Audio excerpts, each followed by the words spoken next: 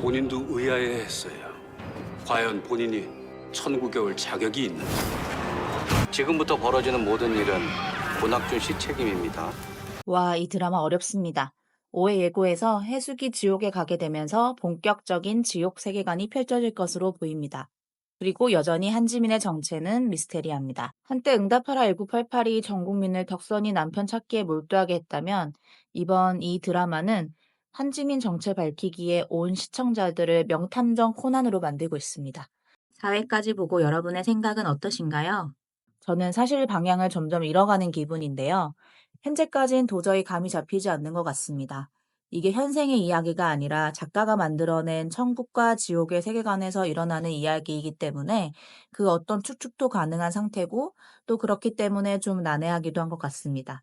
지금까지 작가가 많은 단서들을 던지긴 했는데 이것들을 어떻게 잘 회수해서 한지민의 정체를 시청자들에게 납득시킬지 걱정 아닌 걱정이 되기도 합니다. 지금 진짜 가지각색의 추측들이 나오고 있던데 뭐가 나와도 이상하지 않으니 전 오늘 좀 다른 추측을 한번 해보도록 하겠습니다. 무슨 이상한 소리를 하려고 하나 궁금하신 분들은 구독과 좋아요 누르고 한번 들어봐 주세요. 그 전에 먼저 3, 4회 짧게 리뷰하고 갈게요. 이해숙은 기억을 잃은 채 나타난 미스테리한 여성 소미의 등장으로 혼란과 불편함, 질투심 등 다양한 감정을 느끼게 됩니다. 그리고 결국 이해숙은 자신만의 삶을 찾기 위해 과거행 버스를 타고 어머니를 만나러 떠납니다. 그리고는 생각지도 못한 이야기를 듣게 되죠. 바로 일찍이 죽은 줄만 알았던 엄마는 사실 친엄마가 아니라 자신을 키워준 엄마였고 그 엄마는 결국 해숙을 두고 집을 떠났지만 해숙의 삶의 중요한 순간에는 항상 그녀의 곁에서 그녀를 지켜보고 응원하고 있었다는 것을요. 그리고 자신을 찾아온 낙준과 함께 다시 집으로 돌아가는 길에서 해숙은 이것도 천륜보다 질긴 인연이겠지라는 말을 합니다. 이 대사처럼 해숙의 인생은 천륜보다 질긴 인연들로 엮여져 있습니다. 해숙이 빚쟁이로부터 데려와 키운 영애 또한 천륜은 아니지만 정말 서로 애틋한 질긴 인연으로 이어져 있고 또 그것이 죽음과 함께 끝나는 것이 아니라 천국과 지옥에서까지 계속해서 이어지고 있습니다. 이런 면에서 한지미 또한 해숙과 낙준 부부와는 또 끊을래야 끊을 수 없는 질긴 인연일 것 같습니다. 4회에서는 다시 돌아온 이해숙이 소미를 가깝게 느끼게 되는 장면들이 펼쳐집니다. 소미가 무서운 꿈을 꾸고는 해숙의 주머니에 손을 넣는 행동, 우산을 펴는 모습, 말실수하고는 입을 때리는 행동 등이 영애를 떠오르게 했는데요. 천국 관리자에게 영애가 죽었지만 천국에는 주소가 없다는 얘기를 듣고 소미가 영애라는 확신을 갖게 됩니다. 하지만 마지막에 영애야 하고 해숙이 영애를 부르는 순간 지옥에 있는 영애의 모습이 나타나며 사회는 마무리되었습니다.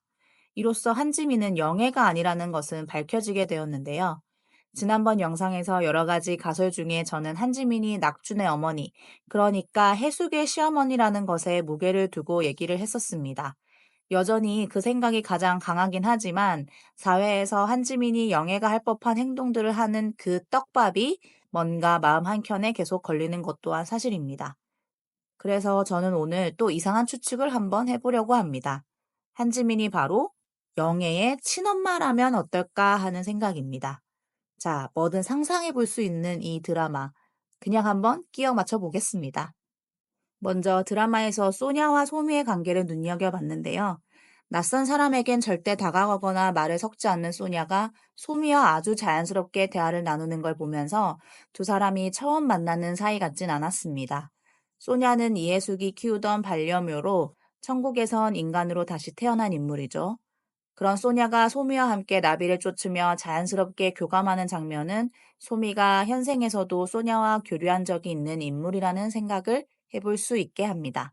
즉, 소미가 해숙의 집 주변을 맴돌았던 사람일 가능성이 크고 그렇다면 해숙의 집에서 자란 이영애를 멀리서 지켜봤던 영애의 엄마일 수도 있지 않을까요? 이제까지 밝혀진 내용에서는 영애는 해숙에게 빚진 한 남자의 딸이었고 아빠에게는 전혀 보살핌을 받지 못한 불쌍한 아이였죠. 그때 영애의 엄마가 나오지는 않았지만 예측해 본다면 매번 빚지고 폭력을 행사하는 남편과 더 이상 살 수 없어 딸을 두고 집을 나왔지만 딸이 어떻게 사는지 궁금해서 항상 그녀를 먼발치에서 지켜보고 있었을 것 같습니다. 그러다 해숙의 집에서 살게 된 영애를 때때로 찾아와 지켜보고 있었을 때 소냐가 그녀를 봤었고 그래서 눈에 익어 친숙하게 생각할 수도 있지 않을까 하는 생각입니다. 또 영애의 엄마라면 한지민이 영애 같은 행동을 했던 부분에 대해 좀 연결해 볼 수 있을 것 같은데요. 영애가 무서워할 때 해숙의 옷에 손을 넣고 자는 것이 영애가 엄마와 함께 살던 시절 자주 하는 행동이었고, 한지민의 무의식 속에 그 행동이 자리 잡을 수 있지 않을까 싶습니다. 그리고 우산을 펴는 행동 같은 것은 오랫동안 해숙과 영애를 따라다니며 그들을 지켜봤기 때문에 은연중에 그 행동 또한 따라하게 됐을 수도 있고요. 그리고 본인이 원해서는 아니었지만 어쨌건 딸을 버리고 집을 나온 죄로 인해 지옥에 갈 수밖에 없는 운명이었고, 낙준에 의해 구해져서 천국에 오게 되었지만 계속해서 지옥을 연상하는 무서운 꿈을 꾸는 상황인 거죠. 그리고 어쨌건 현재 소미의 모습을 낙준과 해숙 모두 알아보지 못하기 때문에 이 생에서 마주친 적이 없는 인물일 가능성이 있고, 그렇다면 이렇게 영의 친엄마라는 새로운 인물로 가정해 볼 수도 있을 것 같아요. 소미의 정체에 대한 이야기는 또 다음 주 내용을 보면 또 다른 추측이 나올 수도 있을 것 같은데요. 그게 또 이 드라마를 보는 묘미가 아닐까 싶습니다. 이쯤 되니 개인적으로 소미의 정체가 밝혀질 때 진짜 깜짝 놀랄 만한 인물이었으면 좋겠다 싶습니다. 근데 오해 예고를 보면 소미의 정체에 대해서는 잠시 쉬어가고 지옥의 세계관에 대해서 이야기들이 이어져 나갈 것 같습니다. 소미가 등장하고 심기가 불편했던 해숙은 결국 포도알을 차곡차곡 모으다 지옥에 가게 되는데요. 사실 저는 이 부분에서 조금 놀랐답니다. 이 생에서 덕을 겨우겨우 쌓아 천국에 가게 됐는데 거기서도 끝이 아니라 조금만 실수하면 또 지옥에 갈 수 있다니. 이거 너무한 거 아닌가요? 진짜 죽음이 끝이 아니라 삶이 계속 이어지는 듯한 느낌인데요. 예고편에서는 낙준이 지옥에 간 해숙을 찾으러 지옥에 따라가게 되고 해숙을 구출해내기 위해 앞으로 여러 고난을 겪을 것으로 보여집니다. 지금부터 일어나는 모든 일은 고낙준 씨 책임입니다. 라는 지옥 관리자의 말에 그 정도는 각오하고 왔습니다. 라고 말하죠. 이걸 보면서 해숙을 향한 낙준의 사랑은 진짜 찐인 것 같습니다. 지옥에 떨어진 아내를 위해 한치의 망설임도 없이 지옥불에 뛰어든다는 것이 과연 쉬운 일일까요? 그리고 다시는 천국으로 돌아올 수 없을 수도 있는데 말이죠.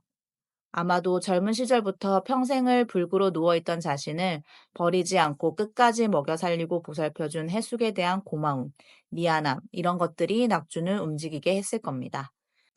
그리고 사실 가장 역할을 못하는 남편이지만 그 남편의 한마디에 할머니의 모습을 그대로 선택한 해숙도 낙준을 참 많이 사랑했던 것 같습니다. 두 부부의 사랑과 의리가 참 대단하다는 생각이 듭니다. 과연 오해에서 펼쳐질 지옥의 모습은 어떨까요? 그곳에서 해숙은 영애도 만나게 될 텐데, 과연 낙준이 해숙과 함께 영애까지 천국으로 데려올 수 있을지, 그래서 소미는 진짜 누구인지 궁금한 것 투성이네요. 제 생각에 이 드라마는 너무 깊게 생각하면 사실 좀 난해하고 오히려 이게 뭐야 하고 재미를 잃어버릴 수도 있으니 그냥 오히려 가볍게 생각하고 설륜보다 질긴 그들의 인연이 사후 세계에서도 어떻게 이어질지 또 우리가 모르는 어떤 에피소드들이 숨겨져 있을지 기대를 갖고 보는 게 맞을 것 같습니다. 그럼 저는 또 다음 이야기로 돌아올게요. 지금까지 계속해서 보고 싶은 드라마를 소개하는 드라마 온앤온이었습니다. 구독과 좋아요는 큰 힘이 됩니다. 감사합니다.